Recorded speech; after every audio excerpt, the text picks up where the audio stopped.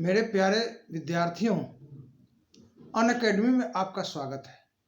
आज मैं अलंकार के विषय में आपको बताने जा रहा हूँ। अलंकार किसे कहते हैं? आपने बहुत सारे ज्वेलरी के दुकानों में अलंकार शब्द देखा होगा। अलंकार का शाब्दिक अर्थ होता है गहना, यानी सजाना। वैसी वस्तुएं, वैसी चीजें जो किसी चीज को सजाती हैं, सजावट के काम में आती हैं, बनाती हैं, संवारती हैं, उन्हें अलंकार कहा जाता है। यही स्थिति काव्य में भी लागू होता है। कविताओं में, कहानियों में, गद्य में, नाटककार, नाटकों में कवि, साहित्यकार अपनी रचनाओं को सजाता है शब्दों के द्वारा, अर्थों के द्वारा। इसे काव्य में, साहित्य में अलंकार कहा जाता है। अलंकार का सही परिभाषा संस्कृत में कहा गया है अलंकरोति अलंकारः। जो अलंकृत करे, जो सजाए, उसे अलंकार कहते हैं। आप समझ गए होंगे अलंकार किसे कहते हैं?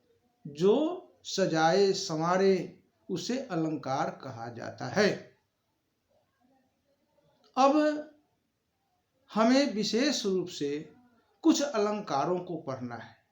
सबसे पहले हम अनुप्रास अलंकार पर चर्चा करेंगे। अलंकार के अंतर्गत कुछ ऐसे ही अलंकार हैं, प्रमुख अलंकार, जो परीक्षाओं में बार बार पूछे जाते हैं।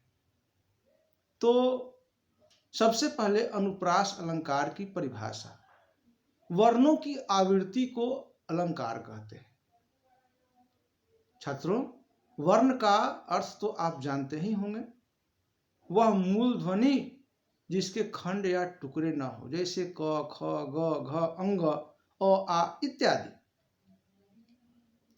ये एक ही वर्ण जब बार बार आते हैं, आवृत्ति का मतलब बार बार आना, तो वहां पे अनुप्रास अलंकार होता है।